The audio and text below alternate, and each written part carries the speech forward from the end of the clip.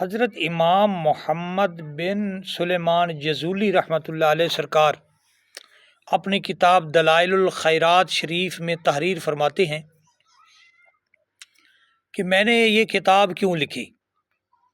فرماتے ہیں کہ ایک جنگل سے گزر ہو رہا تھا، نماز کا قلیل وقت باقی تھا، نماز کا قلیل وقت تھا اور میرا ارادہ تھا کہ نماز ادا کر لوں، کہیں قضا نہ ہو جائے، اور میں تازہ وضو کرنا چاہتا تھا۔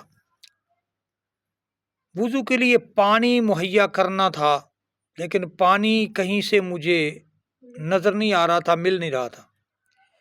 تلاش کرتے کرتے میں نے کافی سفر کیا اور جنگل کے اندر کافی تلاش کیا، کہیں سے کوئی پانی کی سبیل نہ مل سکی۔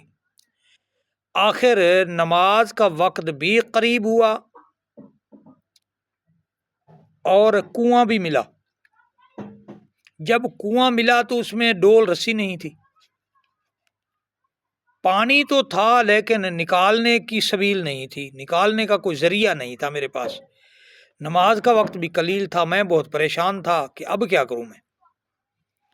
جہاں پانی ہو وہاں تیمم تو کیا نہیں جا سکتا، یعنی مٹی سے وضو تو ہو نہیں سکتا، پانی موجود ہے۔ اب جب پانی ہے تو نکالوں کیسے؟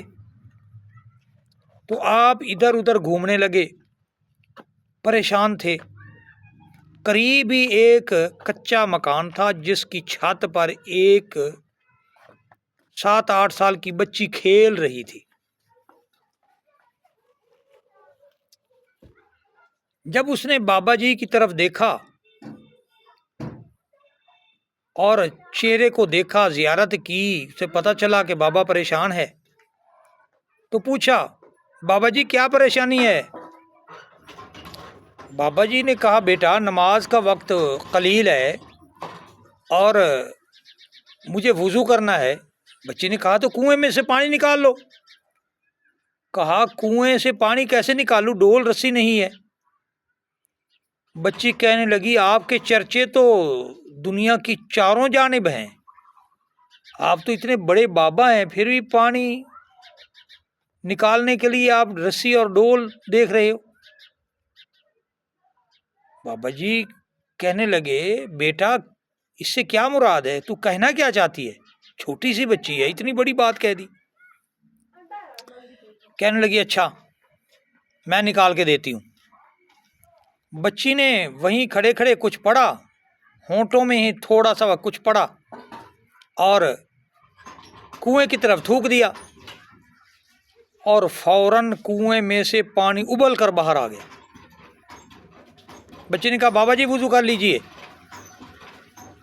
بابا جی بڑے متعجب ہوئے، وضو بھی فرما رہے تھے، جلدی تھی کیونکہ قلیل وقت تھا نماز کا، سوچ بھی رہے تھے کہ یہ چھوٹی سی بچی ہے، آخر اس نے کیا کیا ہے۔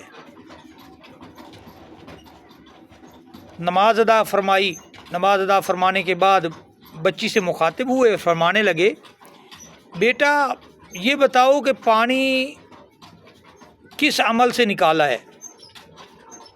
بچی نے کہا بابا جی میں نے نہیں بتانا۔ کہا بیٹا پانی ابل کے باہر آ گیا، میں تو تلاش کر رہا تھا رسی اور ڈول، اور تو نے کچھ پڑھ کے تھوکا پانی کی طرف اور پانی باہر ابل کے آ گیا، تو کیا پڑھا تھا؟ بچی نے کہا اگر آپ اتنے بڑے بابا نہ ہوتے تو میں کبھی آپ کو نہ بتاتی، بس اتنا بتاتی ہوں کہ میں نے درود پاک پڑھا ہے۔ اس نے کہا بیٹا کون سا درود پاک؟ آپ فرماتے ہیں کون سا درود پاک پڑھا بیٹا؟ کہنے لگی یہ نہیں بتاؤں گی، یہ میں کبھی نہیں بتاؤں گی آپ کو، صرف اتنا آپ کو میں نے بول دیا ہے کہ میں نے درود پاک پڑھا ہے، یہ بھی اس لیے کہ آپ اتنے بڑے بزرگ ہیں، آپ اتنی بڑی ہستی ہیں، اس لیے میں نے یہ بول دیا، ورنہ میں نے یہ بھی نہیں بولنا تھا۔ تو بابا جی فرماتے ہیں کہ مجھے 40,000 درود پاک آتے ہیں، بیٹا اگر تو نہیں بتاتی تو وہ میرے درود پاک سن لے، اتنا مجھے بتا دے کیا ان درود پاک میں سے تو نے پڑھا ہے؟ جو میں درود پاک سنا رہا ہوں کیا ان میں یہ موجود ہے؟ تو بچی نے کہا ٹھیک ہے مجھے منظور ہے۔ تو آپ نے جتنے درود پاک یاد تھے بچی کو پورے کے پورے درود پاک سنا دیے۔ حضرت محمد بن سلیمان جزولی رحمۃ اللہ علیہ سرکار کے درود پاک سننے کے بعد بچی نے یہ کہا، کہنے لگی بابا بعض الفاظ بعض درودوں میں موجود ہیں لیکن وہ درود پاک مکمل طور پہ ان درودوں میں موجود نہیں ہے۔ تو اتنا بھی خوش ہو گئے بابا جی، کیونکہ قدر والے قدر جانتے ہیں کہ قدر کیا ہے۔ درود پاک کی قدر و قیمت جاننے والے تو بابا تھے نا، ہمیں کیا معلوم کہ درود پاک ہے کیا، کتنا عظیم عمل ہے۔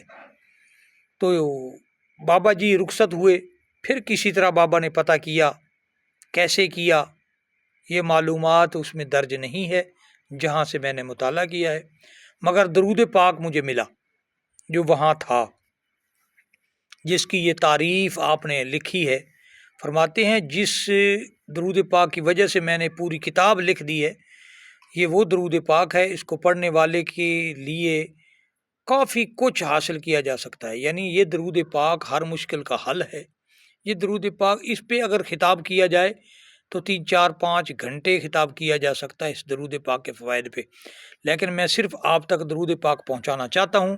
سنیے وہ درود پاک یہ ہے، بسم اللہ الرحمن الرحیم، اللہم صلی علی سیدنا محمد وعلی آل سیدنا محمد صلاۃ دائمۃ مقبولۃ تعدی بہا ان حقہ العظیم۔ اللہم صلی علی سیدنا محمد وعلی آل سیدنا محمد صلاۃ دائمۃ مقبولۃ تعدی بہا ان حقہ العظیم۔ یہ درود پاک ہے جو بابا جی سرکار نے دلائل الخیرات شریف میں تحریر فرمایا ہے۔ ہمیں بھی چاہیے کہ اس درود پاک سے پورے فوائد حاصل کریں۔ کیسے کریں گے؟ جتنا علم ہوگا، جتنی سمجھ ہوگی، اتنے فوائد حاصل ہو سکیں گے، مگر علم ہوگا تب بھی اتنا کچھ حاصل ہوگا جتنا نصیب میں ہوگا۔ یہ سب سے بڑی بات ہے۔ جتنا اللہ کریم عز و جل کی رحمت شامل حال ہوگی ہم اتنا فائدے حاصل کر سکیں گے۔ دعا ہے اللہ کریم عز و جل ہمیں عمل کی توفیق عطا فرمائے۔